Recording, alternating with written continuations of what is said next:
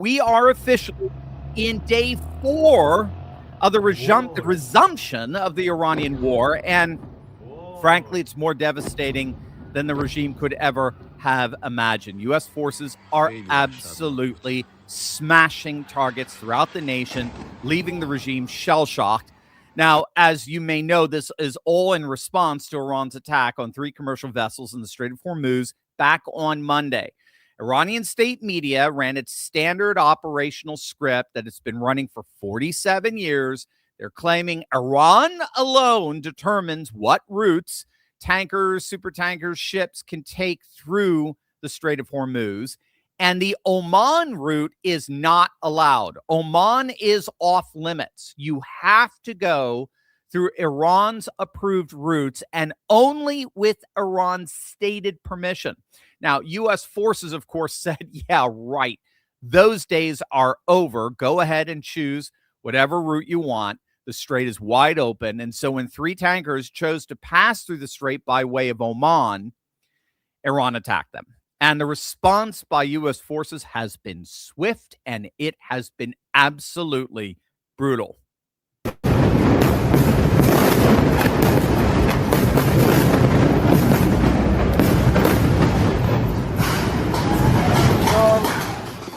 According to CENTCOM, U.S. forces hit back harder than any previous single engagement response in this entire conflict. Night 1, 80 targets struck near Bandar Abbas and Kish Island, the primary source of Iranian maritime harassment throughout this entire conflict. Night 2, CENTCOM came back harder, and the strike package expanded geographically. So new cities, new facility types, new categories of military infrastructure never previously targeted. Iran Shar, Kanarak, Chabahar, Bushehr, and a facility in northeastern Iran. In fact, Chabahar is the key here. It's Iran's only deep water port with direct access to the Indian Ocean, the one geographic workaround that lets the regime conduct maritime commerce without going through Hormuz. CENTCOM just struck it. U.S. forces have effectively disabled it. Note, this is not a retaliatory response measured to match the provocation of hitting those commercial vessels earlier this week. This is a methodical, geographically expanding campaign to eliminate every naval option Iran possesses until no maritime infrastructure capable of threatening commercial shipping remains. This is what is so key to understand with these strikes. The United States is not defending the Strait of Hormuz anymore. U.S. forces are now actively and effectively and intentionally dismantling Iran's entire coastal military architecture. And the results speak for themselves. Over 60 IRGC boats gone. Their air defense systems gone. Coastal surveillance gone. Missile and drone storage gone. Over 170 targets, 2 straight nights. We actually don't yet have the CENTCOM readout for what happened last night, which would have been the 3rd night. But if it's anything comparable to what we've seen in the first 2 nights, it would have been nothing short of devastating. And simultaneously, this is actually the part that doesn't get enough attention. The United States Treasury Department, Scott Bessent, revoked the general license that had been allowed, or that had been allowing Iran to sell oil through anything resembling a legitimate commercial arrangement. Whatever financial breathing room the ceasefire framework had been providing, right? That was the carrot part of the negotiations. Whatever marginal revenue the regime had been generating in the weeks since the memorandum of understanding was signed on June 17th, that has now all been entirely frozen. It's gone. Iran's only remaining revenue lifeline, worth billions per month, 500 million a day, has been cut off at the exact same moment that 170 of its military installations are being systematically reduced to rubble.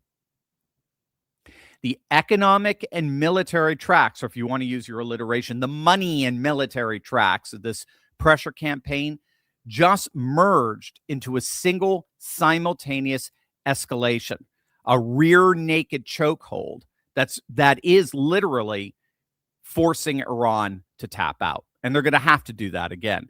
The combined effect of that convergence on Tehran's decision-making calculus is precisely what the next several days are going to reveal. It's not a matter of if they're going to tap out. It's only a matter of when. If you've been with this channel since this conflict started back in February, and if not, make sure to smack that bell and subscribe button. You would know that we have been arguing that Operation Epic Fury, together with Operation Project Freedom, right? That was where U.S. forces were escorting oil tankers safely through Hormuz.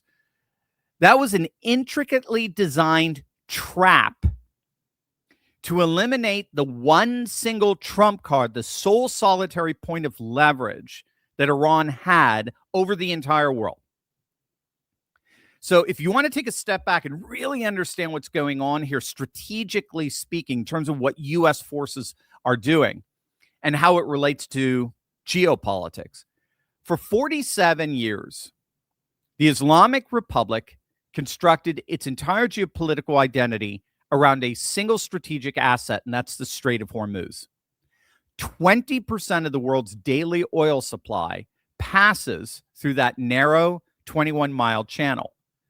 Coastal missile batteries, underground tunnel networks packed with drones and anti-ship weapons, fast attack boat swarms, radar systems covering every inch of the passage.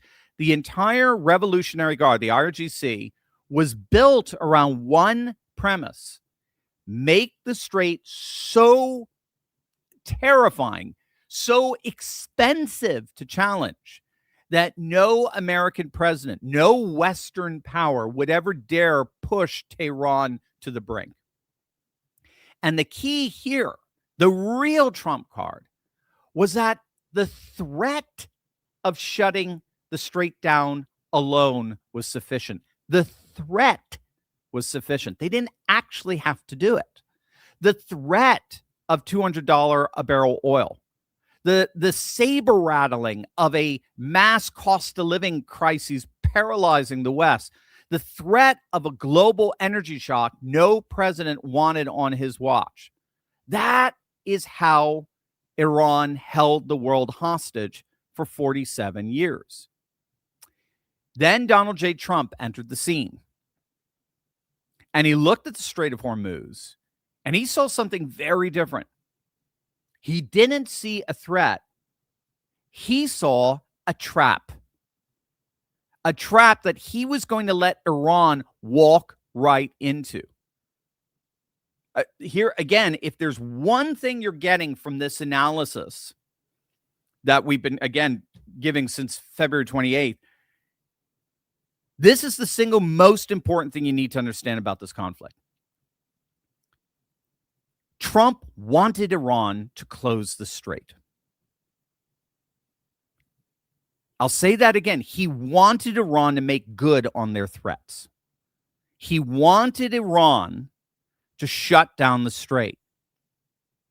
Because the moment Iran shut down Hormuz, the United States, did we retreat?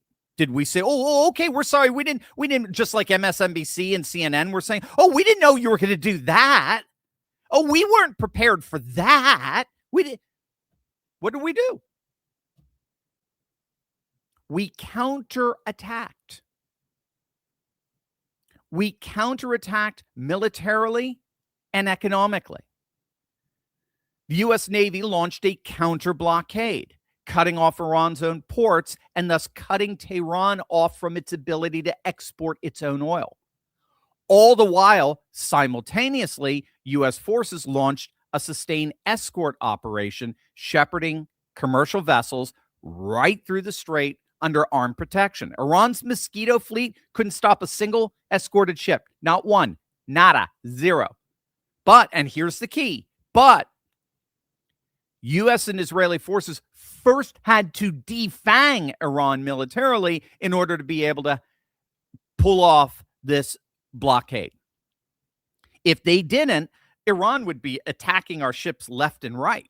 So in the first 2 weeks of the war, U.S. and Israeli forces rendered Iran militarily inert. They destroyed nearly $1 trillion in military infrastructure.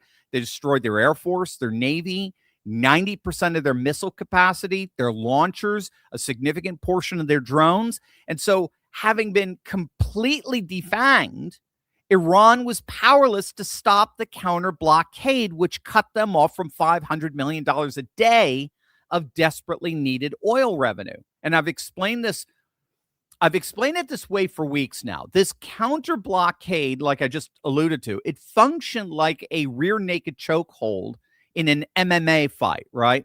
And Iran was forced to tap out. Their central bank was in a free fall. Their frozen assets were locked. Gulf states refused to help them or backstop them. Even China, Iran's longtime economic lifeline, quietly walked away as the war dragged on. The math was brutal and it was inexorable. And again, you've got to get this. The longer Iran played their sole solitary trump card, the longer they kept the strait closed, the faster Iran was destroying itself. That's the genius of Trump's counter strategy. He turned Iran's ultimate weapon, their sole solitary point of leverage over the world, into Iran's suicide vest.